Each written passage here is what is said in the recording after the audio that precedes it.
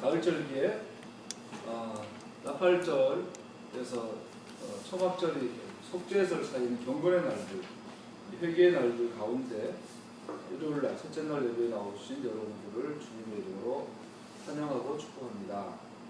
오늘은 데살로니가 전서 4장 13절에서 18절 말씀과 사도행전 1장 1절에서 11절 말씀을 중심으로 나팔절의 세 번째 말씀을 나누고자 합니다. 우리가 나팔절에 대해서 세 번째 말씀인데요. 오늘은 특별히 데살로니가 전서 4장에 보면 사도 바울이 예수님의 그 재림에 대해서 오해하고 있는 데살로니가 교인들에게 쓴 글들이 나오죠.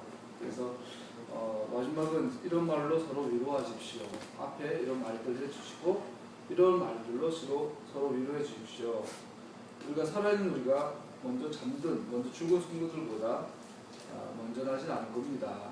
이렇게 하면서 위로하십시오. 예수님의 재림과 성도의 부활에 대해서 말씀해 주시고, 예수님은 다시 곧 오십니다. 그리고 오시면 죽은 자가 살아날 것이고 우리는 변화될 것이고 공중에서 주님을 만나게 될 것입니다. 이런 말로 서로 위로하십시오라고 데살로니가 교인들에게 위로와 권면의 글을 보내면서 했어요. 그래서 사도행전 1장에서 먼저 살펴보면, 사도행전 1장에 보면 예수님께서 부활하신 예수님께서 40일 동안 하나님 나라의 일들에 관하여 말씀하셨죠. 그리고 나서 곧바로 예수님께서 뭐라고 말씀하시냐면, 너희는 예루살렘을 떠나지 말고 내게서 들은 아버지의 약속을 기다려라. 이 말을 했을 때 제자들은 굉장히 당황했을 거예요. 그리고 굉장히 설레었을 거예요. 그리고 우리가 그러잖아요. 역사적인 큰 일들이 내 눈앞에서 이루어진다고 생각을 하면 우리는 굉장히 흥분하고 당황하고 놀라잖아요. 아마 유대인들이 수천 년 동안 고대했던 하나님의 나라, 자기들 입장에서 이스라엘의 회복, 그래서 그 평화의 시간, 평화의 날들, 샬롬의 날 회복이 자기 눈앞에서 이루어진다고 예수님께서 말하신 거예요. 아버지께서 약속하신 것. 아버지께서 약속하신 것은 바로 평화의 어떤 시대를 말하는 거예요. 이스라엘의 회복을 말하죠. 이것이 자기의 눈앞에서 이루어진다고 말하니까 제자들은 굉장히 많이 이렇게 당황했을 거예요. 선지자들이 예언했던 그 날들이 불과 앞으로 며칠만 지나면 이루어진다는 말인가? 과연? 그리고 로마의 어마어마한 오랜 이 폭정이, 식민의 이 폭정이 이제 끝난다는 말인가? 정말로 이제 예수님 부활하셔서 죽으시고 부활하신 예수님이 이제 곧 이스라엘의 왕으로 등극하셔서 전 세계를 다스린단 말이신가? 야, 이것이 과연 지금 내 시대에 이루어진다는 말인가? 굉장히 당황했을 거예요. 그래서 제자들은 이렇게 또 하나님께 물어보죠. 이스라엘 나라를 되찾아주실 때가 바로 지금입니까? 그랬더니 예수님께서 대답이 부정하지 않으셨어요. 그런데 그때는 아버지만 아신다라고 말씀한 거죠. 그러면서 이 분명하게 말한 건 이스라엘을 되찾아주실 때, 이스라엘의 회복은 예수님도 때가 되면 반드시 된다라고 말씀하고 있고, 그 때가 되기 위해서 전략적인 미션을 주셔요. 전략적인 미션 가운데 제자들이 당장 해야 될 일이 뭐냐면 예루살렘을 떠나지 않는 것이에요. 예루살렘을 떠나지 않고 아버지가 약속하신 성령을 기다려야 합니다. 이것이 이스라엘의 회복을 위해서 제자들이 해야 될 첫 번째 전략이에요. 전체적으로 말하면 하나님께서 전략적인 미션을 주시는데, 이스라엘 나라의 회복을 위해서 어떤 과정을 해야 되냐면 하나님에게 약속을 받아야 돼요. 즉 하나님의 나라에 대해서 바른 이해를 해야 돼요. 예수님의 제자들은 어릴 때부터 유대인으로 태어나서 4살부터 레위기를 배우고 히브리어를 배우고 12살이 되면 토라를 외워야 되고 12살이 되면 성년식 때는 토라로 설교도 해야 되고, 아무리 무식해도 이스라엘 성경 정상 남자라면 토라를 읽고 쓰고 가르칠 수 있어야 돼요. 그거 고미한 학자가 아니라 할지라도. 그럼에도 불구하고 그들은 하나님의 나라에 대해서 많은 오해를 했죠. 그래서 정작 그 하나님의 나라의 왕이 하나님이 오셨는데 하나님을 배신하고 죽여버리죠. 그랬을 때 예수님이 죽임 당하시고 부활하셔서 40일 동안 저자 직강, 토라를 가지고 하나님의 나라에 대해서 바른 설명을, 바른 해석을 해주셨어요. 그래서 이 단계가 필요해요.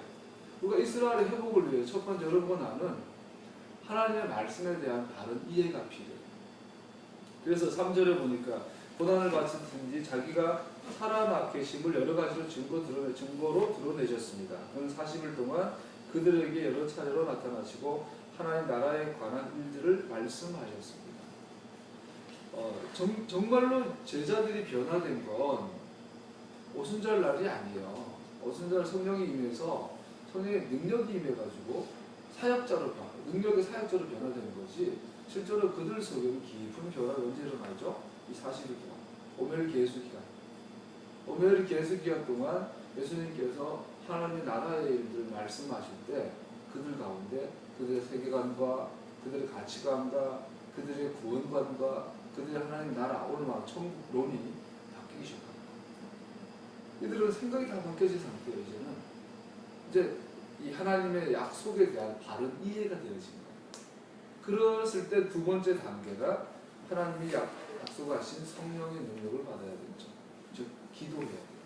하늘에서 성령의 능력이 임할 때까지, 아버지 약속하신 성령으로 세례를 받을 때까지 그들은 기다렸어야 됐어요. 기도했어야 됐어요. 그것도 예루살렘에서. 이것이 두 번째 전략이에요. 두 번째 단계가 끝나고 나면 이제 성령의 능력이 임해요. 그럼 성령님과 동행하면서 땅 끝까지 뭐를 전해야 되죠? 하나님의, 예수님의 증인이 돼요. 즉 이스라엘 나라의 증인이 돼야 돼요. 할렐루야. 자, 오늘날 땅 끝까지 내 복음이 전해지자. 마태복음 24장에 보면 예수님이 재림 전에 가장 확실한 표적이 뭐냐면 이스라엘의 기여한 운동도 확실한 표적이지만 그보다 더 확실한 재림의 표징은 천국 복음이 모든 나라에게 전해지는 거예요. 천국 복음이 뭘까? 복음은 복음이지. 예수님께서 우리 위해 달려 죽으시고 구원해 주신 이 복음, 가스펠, 굿뉴스, 이거면 됐지. 뭐 또 천국 복음이 필요한가? 예수님 분명히 말하기를 마태복음 24절 보면 천국 복음이 전해져야 땅 끝까지 내 증인이 되어야 한다. 같은 말이겠죠. 이 현상이 일어나는 걸 보면 예수님의 재림 다가온 걸 우리는 확실히 알 수 있어. 우리는 그 시기에 우리를 지금 눈으로 보고 있죠. 여러분과 날까지 천국 복음에 대해서 배우고 있어요. 우리가 그 랜드에 대해서, 그 땅에 대해서 좀 수요일마다 배웠는데, 천국, 하늘의 나라, 천국의 하늘에 있는 어떤 왕국. 이것을 유대인들은 하나님의 이름을 함부로 부르지 못하죠. 그래서 하나님을 부를 때 하늘님, 우리말로 하늘, 그분, 그 이름, 그분이 계신 곳은 그곳, 하늘을 이렇게 불렀다는 거예요. 천국이라는 것은 하나님의 나라를 의미하죠. 천국이라는 것은 하나님의 왕국을 의미하죠. 그 왕국이 땅에 전해지는데, 알다시피 천국을 우리는 죽어서 가는 곳으로 알고 있지만 예수님 말하는 천국은 이 땅을 말하죠. 이 땅. 이거는 정말 기가 막힌 오해예요. 창세기 1장부터 오해한 거예요. 창세기 1장부터 하나님은 천국을, 하나님의 나라를 어디에 계획하셨냐면 땅에 계획하셨어요. 창세기 1장에 첫째 하나님이 하늘과 땅을 만드신다. 그리고 2절부터 하나님의 신이 수면이 운행하시죠. 그리고 그 수면 위에 빛을 비추시고 그 수면 가운데 물을 제거하셔서 마른 땅을 만드신 게 뭐예요? 하늘 나라를 이 땅 위에 세우고자 하신 하나님의 계획이 천지 창조의 목적인 거예요. 그렇다면 천국은 죽어서 가는 곳이 아니라 전부 끝까지 이 땅 위에 그 나라가 세워지는 거예요. 그 땅을 나중에 성경의 역사가 진행이 되면서 보니까 이스라엘이라고 부르는 거예요. 왜 교회는 이스라엘인가? 처치라는 단어는 교회를 다 설명하지 못한다고 그러죠. 이 단어. 광야에 있었던 그 언약 공동체, 이것이 교회예요. 그래서 이 교회를 내가 이 관점에 세우겠다. 즉 교회는 천국, 이스라엘 다 같은 이야기예요. 그래서 이 천국, 광야에서 이스라엘의 나라가 진이 구성, 우리가 민수기 지금 배우고 있는데 성막이 있고 사방에 진이 구성돼요. 이것은 이 땅에 임한 하나님 나라에 대한 그림자, 이스라엘. 그래서 오늘 제자들은 하나님은 예수님은 부활하셔서 하나님 나라의 일을 설명하셨고 제자들은 그것을 이스라엘 회복으로 이해를 했고 예수님은 동의하신 거예요. 할렐루야. 땅 끝까지 이스라엘에 대한 바른 이해가 전해집니다. 이게 목사로서 너무너무 외로운 길이에요. 지금 동료 목사님 가운데 얼마 전에는 영주까지 가서 경주에 있는 동료 목사, 영주에서 목회 잘하고 있는 목사님도 목회하다가 지금 농사 짓는 친구 불러가지고 토라된 책을 선물하고 일부러 하룻밤 자고 왔어요. 그렇지만 잘 안 받아들였고 이스라엘이 천국입니다. 천국에 대한 표현인 것을 내가 이스라엘로 지금 받았다라는 것을 그 땅의 백성으로 생각했다는 사실을 정말 안 받아들여요. 어떻게 설명할 방법이 없어. 그러나 귀가 들리고 눈이 열린 사람도 듣고 있어요. 여러분들처럼. 우리 가운데 천국 복음을 전해졌어요. 이스라엘에 대한 회복, 이스라엘에 대한 바른 이해. 심지어 지금 한국에 뭐 이스라엘 기한 운동을 하고 헌금도 하고 이스라엘 앞뒤를 초청해서 강의도 하고 이스라엘을 위해서 막 중보기도 하는 단체들이 있는데 그분들도 만나서 대화를 해보니까 이스라엘에 대해서 너무너무 오해를 하고 그냥 유대인들 선교 대상으로만 바라보지 이스라엘에 대한 하나님의 마음을 몰라요. 이스라엘 그럼 유대인인 줄 알아요. 하나님 마음속에 이스라엘은 유대인이 아니에요. 하나님의 백성으로 합니다. 하나님 나라예요.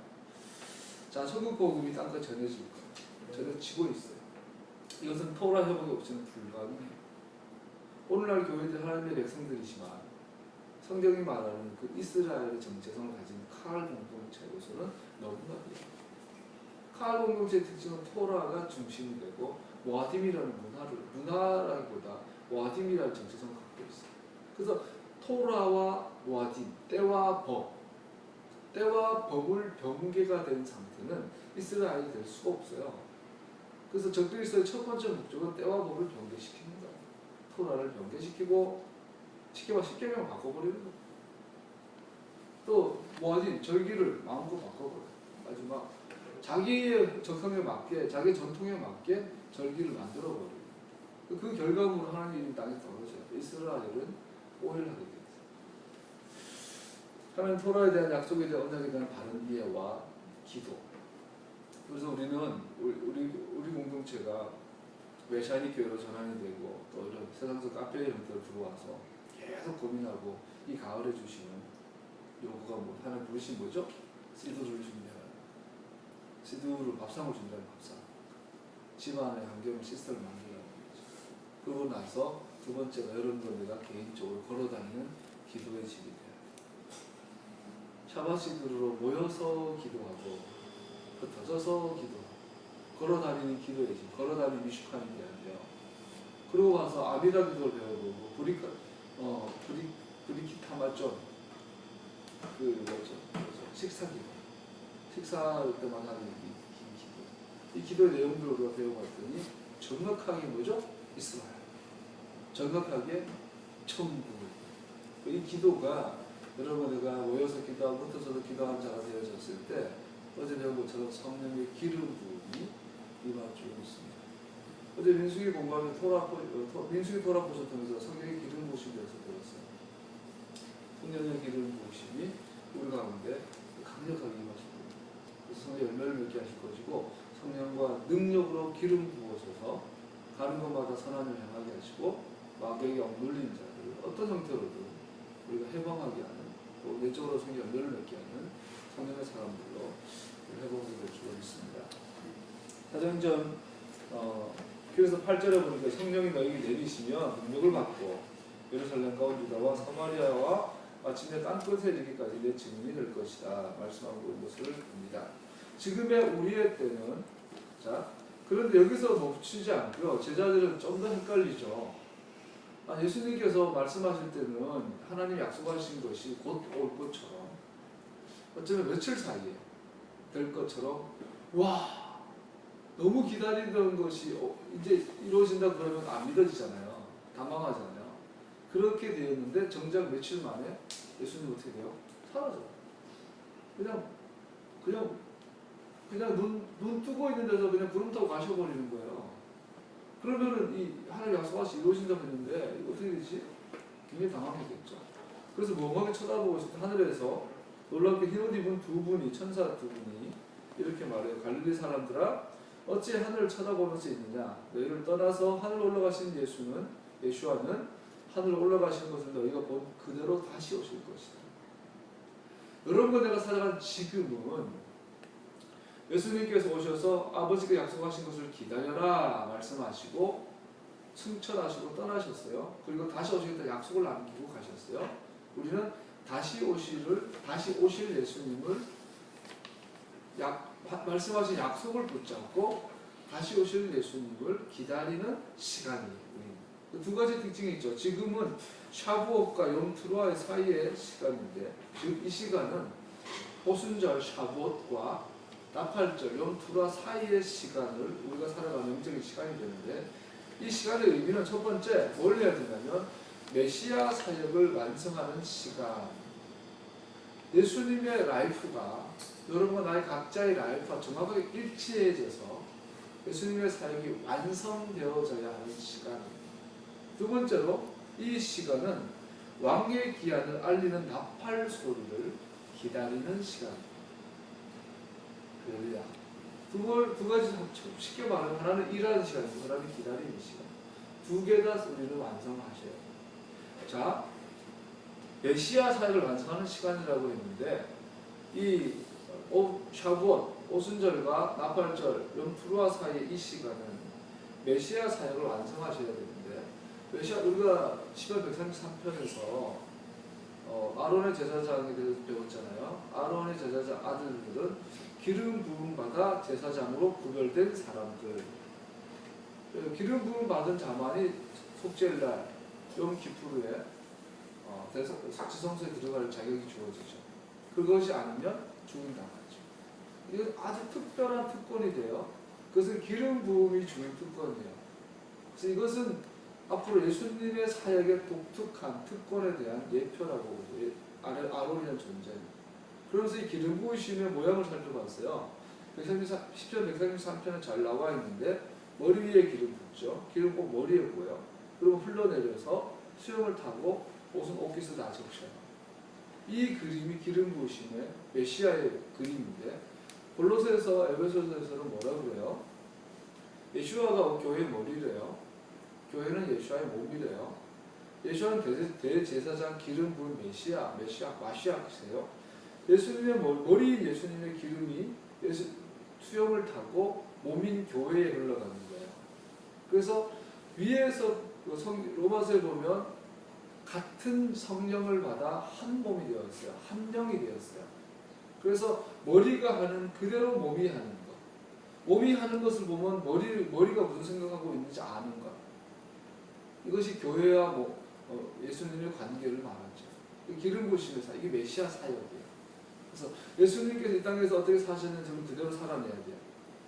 그래서 사도행전은 이렇게 말하고 있어요. 성령과 능력으로 기름 부으셔서 두루 다니면서 선한 일을 행하시고 마귀에게 억눌린 자를 해방시키셨다. 뭐요? 성령과 능력을 기름 부으셔서.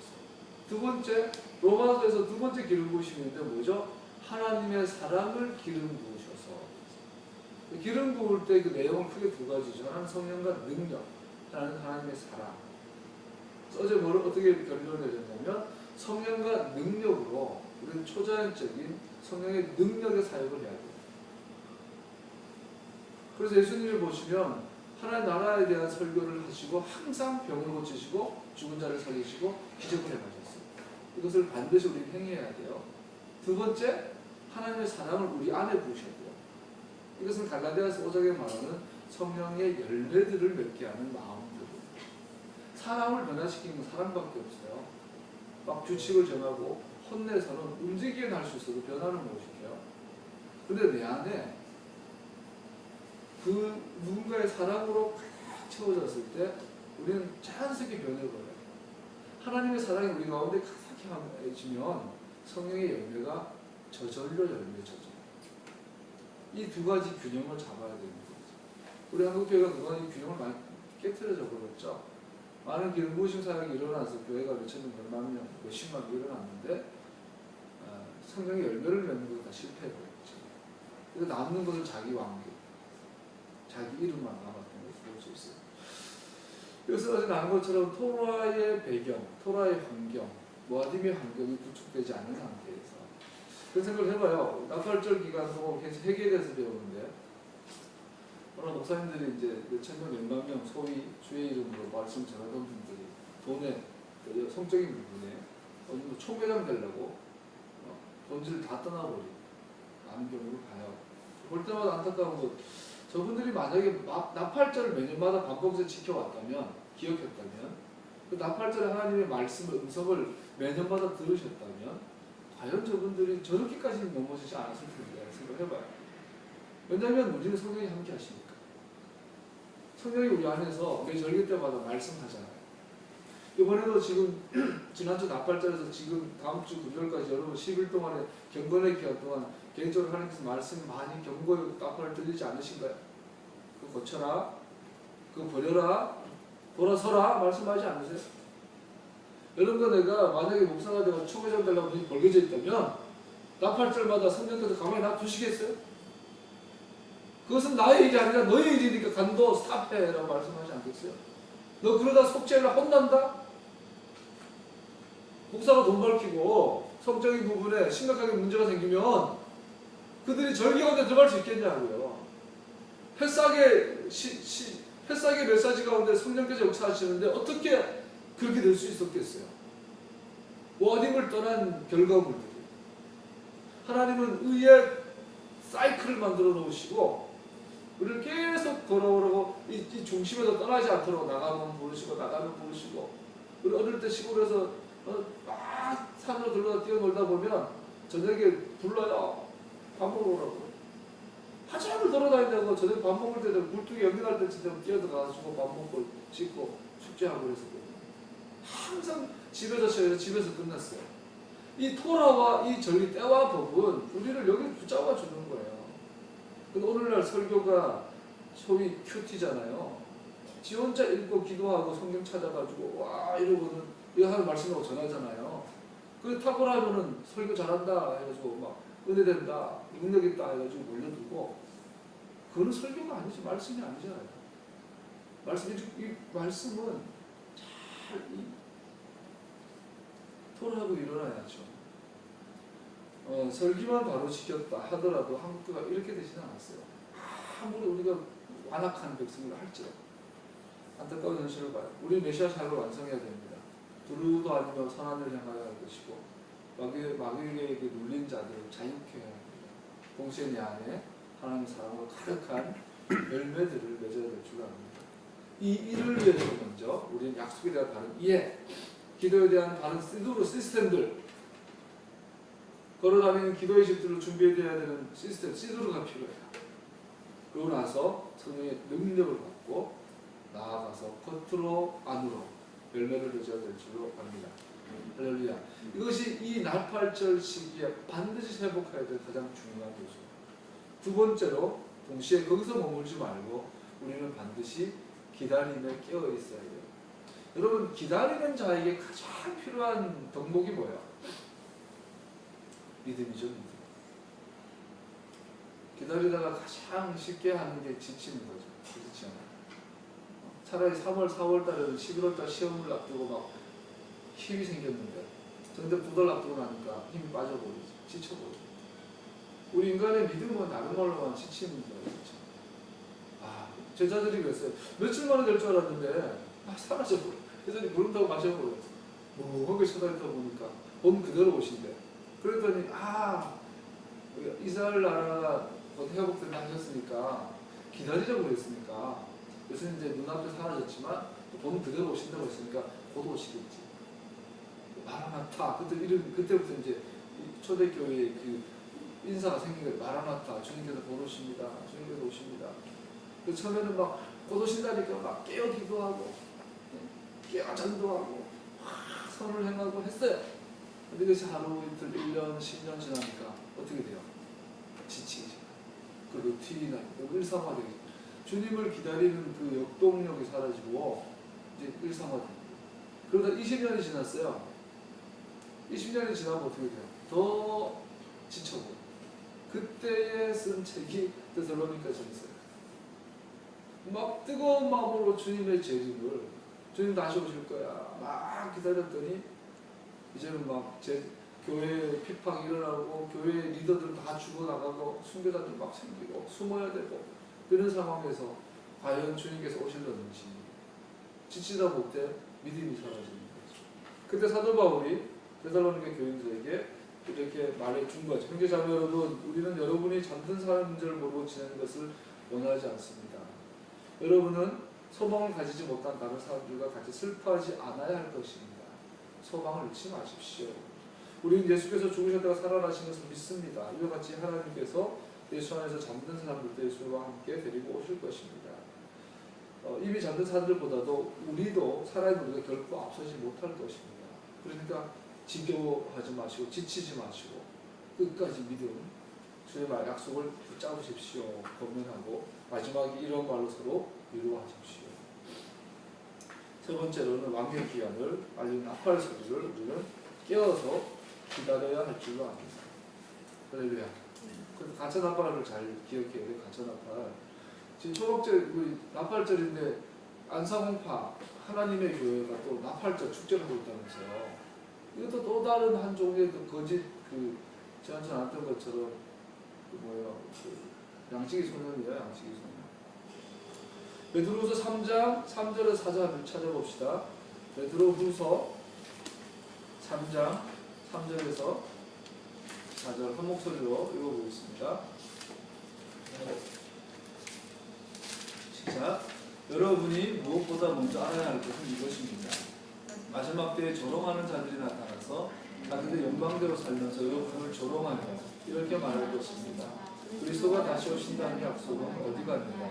조상들이 잠든하대로 만물은 창조 때부터 그러하듯이 그냥 그대로다. 그들이 이렇게 말하는 것은 하나님의 말씀으로 하늘이 오래전부터 있었고 땅이 물에서 나와 물로 말미암아 행수되었다는 것과 또 물로 그때 세계가 홍수에 잠겨 망하여 버렸다는 사실을 그들이 일부러 무시하기 때문입니다. 자, 예수님이 다시 오시겠다 약속하시고 하늘 올라가셨는데 우리는 그것을 기다리면서 주님의 메시아 사역을 완성하며 주님을 기다려야 하는데 문제는 우리는 지친다는 사실이고 그것뿐 아니라 내부적으로는 지치고 외부적으로는 조롱하는 자들이 일어난다는 거죠. 그러면서 말해요. 야, 만물이 처음 있을 때부터 아무것도 변한 것이 없어. 그대로야. 봐봐. 5,000년 전에도 그대로야. 오늘날은 이 진화론이 발달해가지고 몇억 년, 몇백억 년이 기본이에요. 현재 여기 1년 옛날에 생명의 기원 이런 책을 보면 기본이 몇십억 년 전이에요. 어디 가서 뼈쪽 하나 구해놓고는 몇백만 년 전, 몇백만 년 전 거라 그러고 멧돼지뼈 갖다 놓고는 오스트랄로피테쿠스라고 그러고 원숭이뼈 갖다 놓고는 자바 원인이라고 이렇게 말을 조작을 해가지고 수십억, 수백억 년 된 것처럼 우주의 나이 200억 년인데 이제 보니까 그 시간이 진화를 끼워 맞추려고 보니까 우주의 시간이 너무 짧아. 그래가 이제 스티븐 호킹이라는 양반이 만들어낸 게 어너더 코스모스야. 우주가 하나 더 있대. 그 우주가 두 개라는 거야. 그러다가 이제 보니까 이것도 말이 안 되니까 이제는 우주가 많다는 거야. 우주 자체가 무수하다는 거야 이제는. 이렇게 어떻게 하든지 긴 역사, 긴 시간을 맞춰 보려고 발버둥쳐요. BC 한 4,000년경에 수메르이 나타나죠. 이거 바그다드 지역에 정확하게 바벨론 지역에. 그 지역의 성경, 그 당시의 성경은 뭐라고 해요? 가인의 후예들이 바벨탑을 쌓았던 시대를 이야기하고 있어요. 어쨌든 예나 지금이나 세상은 수억 년, 수십억 년, 수백억 년이 지나도 여전히 달은 돌고 있고 여전히 태양은 떴다 지고 있어. 변함이 없어. 그런데 예수님이 다시 오셔가지고 새하늘 새 땅을 주신다고? 말이 되는 소리를 해라 이 무식한 사람들아 이렇게 욕하는 조롱하는 자들이 일어난다는 거죠. 말세가 되면 이 기롱하고 조롱하는 자들이 더 마음이 일어날 거다라는 거죠. 그렇지 않나요? 주변에 요즘 교회가 실수를 많이 하니까 인터넷 들어보면 진짜 눈 뜨고 못 볼 욕을 많이 해요. 기독교를 개독교라고 그러고 야훼 하나님 거룩한 이름으로 들럭거리면서 유대 사막 잡신이라고 그러고 차라리 우리나라 그 삼신할매가 더 낫다고 그러고 이런 것들이 막 이제 공개적으로 막 드러나요. 근데 교회는 거기에 대해서 대항할 능력을 다 잃어버렸어요. 대항하다가 뒤져서 보니까 그 목사가 바람 피우고 다니네. 교회 개혁운동을 하는데 알고 보니까 돈에 환장해가지고 돈 보고 다니는 목사네. 이게 막 들춰나니까 교회는 더 이상 반박할 힘을 사라져버렸어요. 조롱하는 자들이 일어나서 주님의 재림이 있다고. 그러다 보니까 교회 안에서도 주님의 재림에 대해서 이제 부동도만 무감각한. 주일철 목사님 한때 봤죠. 낮에나 이제 밤에나 내 주님 다시 올까. 서쪽 하늘을 붉은 노을 질 때마다 주님 기다리네. 이제 그런 노래를 더 이상 부르지 않아요. 주님의 재림에 대해서 기억하지 않아요. 그리고 이렇게 우리를 조롱하는, 예수님의 재림에 대해서 조롱하는 가장 대표적인 무리가 이슬람이에요. 우리는 과거에 요한계시록을 공부하면서 모스크바, 고가 마곡의 전쟁을 모스크바로 이해를 하고 공산당으로 이해를 하고 마지막에 이스라엘 공격하는 마지막 아마겟돈 전쟁의 주축이 중국이나 러시아 그쪽이 될 거라고 많은 사람들이 봤어요. 그러나 성경 전체는 분명하게 말하기를 이 순기, 이게 잠자는 거인은 중국이 아니라 이슬람이라고 말하고 있어요. 그래서 예수님의 재림을 가장 비웃고 기롱하고 조롱하는 우리가 정확하게 이슬람이에요. 그래서 그런죠. 이걸 우리는 나눠지면 다시 한번 기억해 보세요. 지난주 나팔절 설교에서 유대인들은 전통적으로 나팔절날 창세기 21장을 읽는다고 했어요.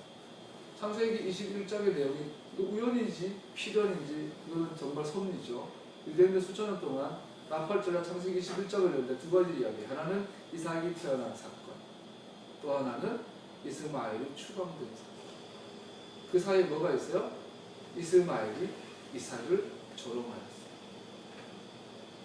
근데 성적으로 전해도 의미도 있어요. 그래서 이 메시아닉 언약, 메시아의 약속을 기억하고 믿는 여자, 누구요? 사라가 하갈과 그의 아들을 추방했고, 이 사건이 창세기 21장에 정확하게 나팔절의 사건입니다. 유대인들 전통적으로 나팔절 첫 번째는 에렙 나팔절, 에렙 용투루아에 이삭이 태어났다고 믿어요. 그리고 나팔절 두 번째, 세컨드 나팔절에 이삭이 바운딩 됐다. 이 모리아산에서 묶어서 번제지역에서 꼭 묶었던 사건입니다. 이것은 나팔절날 일어난 일로 믿어요. 그래서 나팔절의 첫 번째 주제는 뭐예요? 이삭을 기억해야 돼요. 이삭은 하나님의 약속한 때에 주신 아들이에요. 우리가 창세기 11장 1절 2절 보고 살펴봤잖아요. 모아딤이래요. 정한 약속의 시간에 하나님의 약속을 기억하사 사라에게 아들을 주셨어요. 그래서 유대인들이 기억하는 나팔절의 첫 번째 나팔절의 의미는 기억하는 날이에요. 누가 기억하냐면 하나님이 기억하세요. 사라가 기도했더니 들어주세요. 정확하게 한부터 하나가 사무엘의 탄생 이야기예요. 한나가 울면서 기도했더니 하나님께서 아들을 약속하셔요. 이 사건도 나팔절 사건이에요. 아브라함과 사라, 한나의 간구를 들으시고 응답하신 하나님의 역사가 나팔절 역사예요. 두 번째, 이 나팔절은 정한 때, 즉 약속한 시간, 즉 다른 말로 하면 절기에 이삭이 태어난 사건이에요. 그래서 이 나팔절은 그러면서 이 하나님이 약속하신 것이 하나님이 약속하신 때에 성취되는 사건의 나팔절의 이야기인데, 이것을 조롱하는 자가 이스마엘이에요. 그래서 하나님께서 이스마엘을 사건을 판결을 어떻게 내리냐면, 아브라함아 너는 사라의 말을 그대로 순종해라. 여러분, 이거는 기가 막힌 노릇이에요.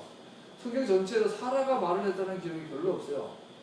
사라에 대한 표현을 보면 대충 그냥 뒤에 숨어있고 듣고 비비고 웃고 이거예요. 사라가 말했다는 기록이 별로 없어요. 근데 강력하게 말한 것은 21장에 저 여인과 저 아들 내가 쫓아가. 이거는 우리가 오해할 수 있어요. 사라가 참 성질이 대단하네요. 자기 새끼 조금 장난쳐도 애들이 놀 수도 있지. 근데 그 사막에다 먹은 것도 안 주고 사막에다 그냥 물통 하나 주면서 내보내라고 죽이라는 사형선고거든요. 근데 사라 입에서 제일 죽이라는 얘기야. 근데 하나님께서 뭐라고 그래요? 아브라함아 너는 사라의 말을 들어. 딴소리하지 말고 사라의 말을 복종하라. 그것은 사라의 입에서 나온 하나님의 말씀이에요. 이스마엘의 정체성은 보세요.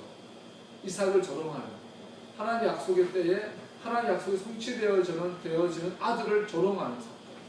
마치 말세에 기롱하는 자들이 일어나서 메시아가 다시 온다고? 웃기는 소리. 세상은 변함없어. 그냥 맞춰서 살아. 이렇게 말하고 있다는 거죠. 그래서 오늘 기억해야 될 건 이 이스마엘, 나팔자의 회개의 본질은 이스마엘 말고, 여러분 나팔자의 회개는 단순히 죄를 짜고 잘못했어요.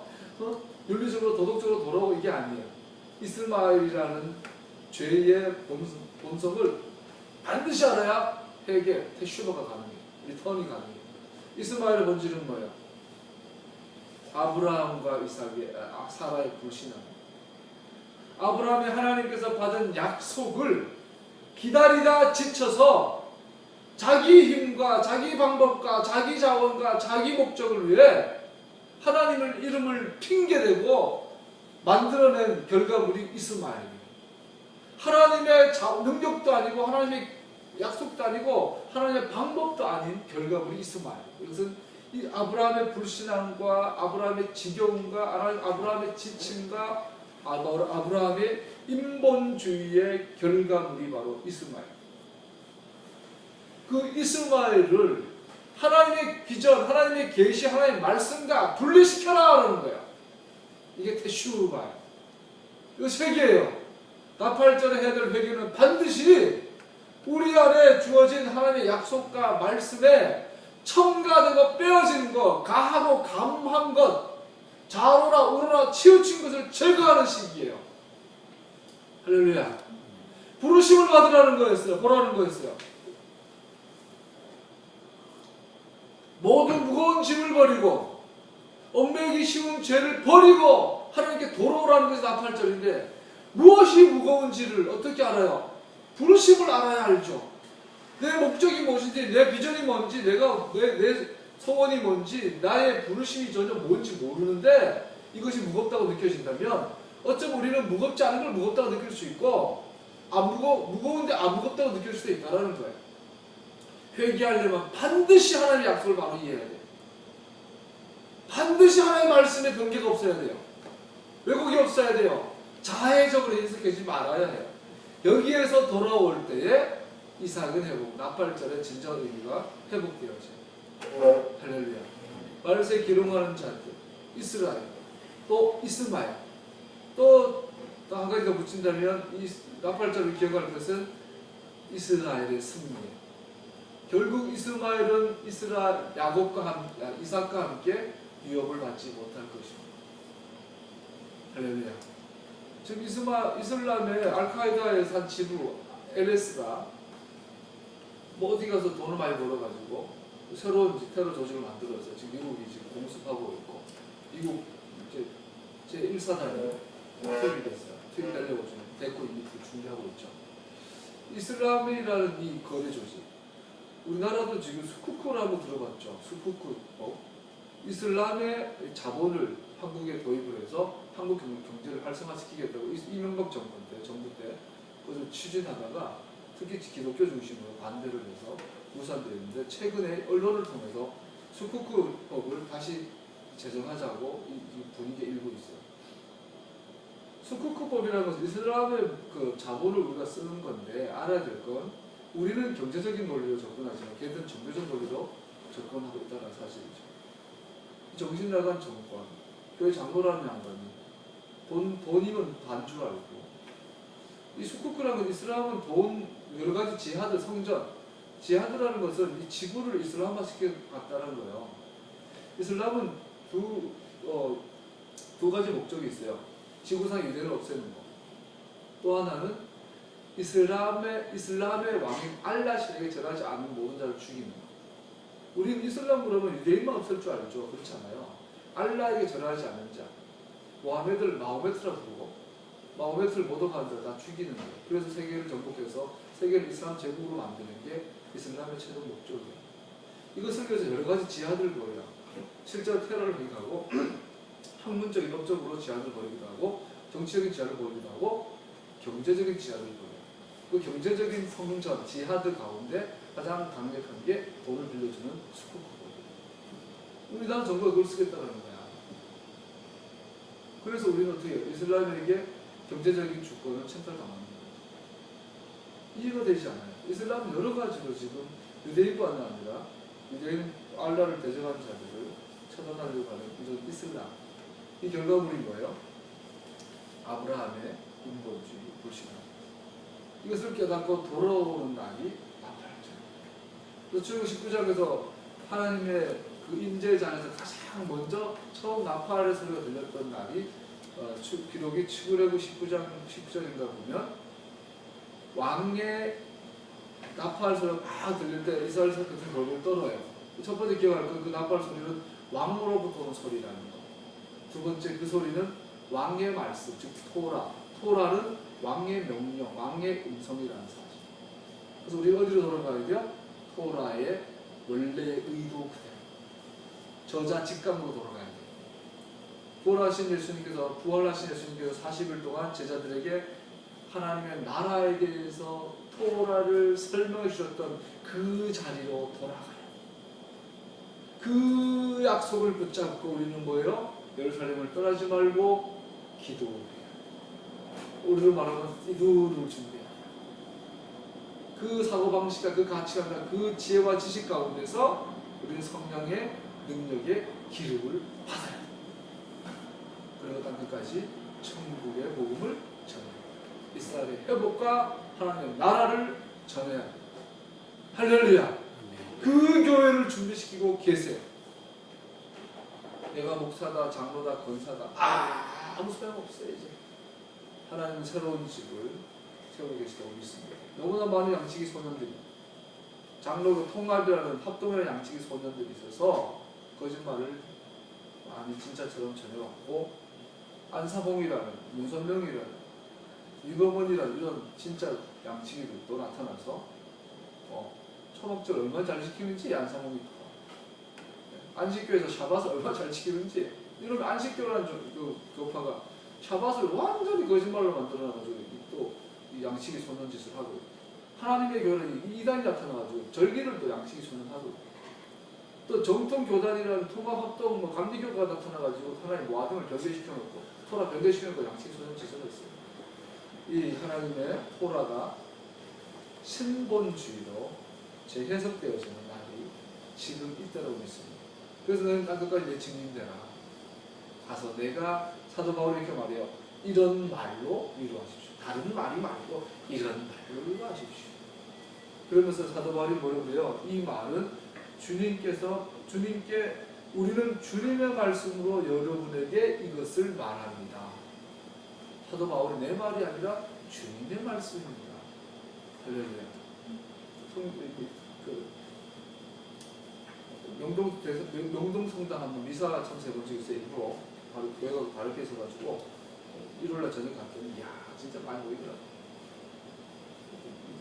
떡을 줄 때 떡은 주더라고 서니까. 근데 포도주는 안 줘. 지 혼자 마셔. 내가 마시는데 뭐 하고 나서 끝에 주님의 말씀입니다. 어우 어떻게 들어요. 단순한 편견이 아니라 이게 토라의 관점에서 그게 주의 말씀이냐? 어디다 이거 함부로 어디에 그걸 갖다 붙여? 이런 화가 나더라고요. 정말 깊은 회복이 일어날 줄 압니다. 말씀을 마무리하죠. 우리가 데살로니가전서 이제 몇 가지 나누고 마치겠습니다. 첫 번째, 데살로니가전서의 내용들을 통해서 알 수 있는 첫 번째는 재림하신다고 하신 그분은 바로 예수님 자신이라는 거예요. 예수님이 재림할 때 어떤 대리자를 보내는 것이 아니에요. 메신저를 보내거나 가브리엘 천사를 대신 재림시키는 게 아니라 주님 자신이 재림하신다. 사도행전 1장 11절에 보면 너희가 본 그대로 오실 것이다. 이 사람 예수가 너희가 본 그대로 오실 것이다. 할렐루야. 유대인 랍비 중에 그런 분들이 있다고 그러죠. 만약에 니들이 말하는 예수아가 메시아가 맞다면 그분이 재림하실 때 제일 먼저 뛰어가서 물어볼까? 유대인의 전명한 랍비가 당신이 2000년 전에 나사렛에서 태어났던 그분 맞습니까? 그래서 예스 하면 그분은 메시아가 맞다라는 그렇게 고백하는 랍비들이 있다고 보죠. The same Yeshua. 재림하신 예수는 같은 예수아입니다. 다른 분이 아닙니다. 두 번째, 이분은 영광스러운 왕의 모습으로 오십니다. 왕관을 쓰신 왕입니다. 즉, 또 고린도전서 15장 52절에 보면 군대의 함성 소리, 셔프와 천사장의 소리와 하나님의 나팔 소리와 함께 오십니다. 주님은 왕으로 오시고 군대 장관으로 오시고 천사들의 주인으로 오세요. 우리는 그분 앞에 할 수 있는 건 복종과 엎드리는 것밖에 없어요. 그분 오셔서 모든 영광으로 통치하고 다스릴 것입니다. 온 세상의 그의 모든 권세를 인정하고 왕으로 섬기게 될 것입니다. 그가 왕인 걸 인정하지 않는 모든 자들은 심판받게 될 것입니다. 세 번째로, 초림 때에는 예수님 오셔서 당신이 죽으셨어요. 그러나 다시 오시는 재림 때에는 예수님은 모든 죽은 자를 살리시고 살아있는 자를 변화시켜서 영원한 생명을 주시는 생명의 주님으로 오실 것입니다. 요한복음 11장 25절에 보니까 예수님은 부활과 생명의 주님이시다라고 말씀하고 있습니다. 할렐루야. 네 번째, 뿐 아니라 그에게 속한 자, 그의 귀환을 보는 기다리는 살아남은 자는 공중에서 구름 속에서 주님을 다시 만날 것입니다. 할렐루야.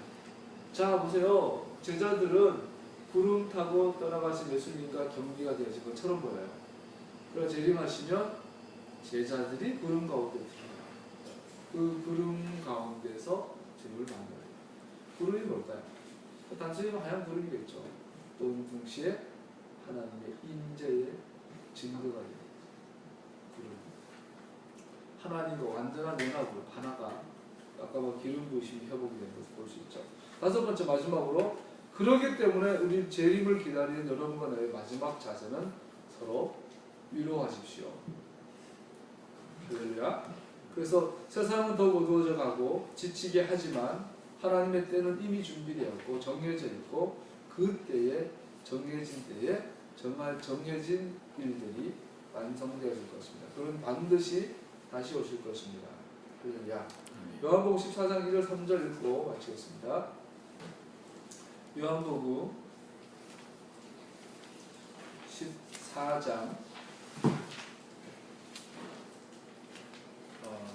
2절 3절 같이 한번 읽어봅시다.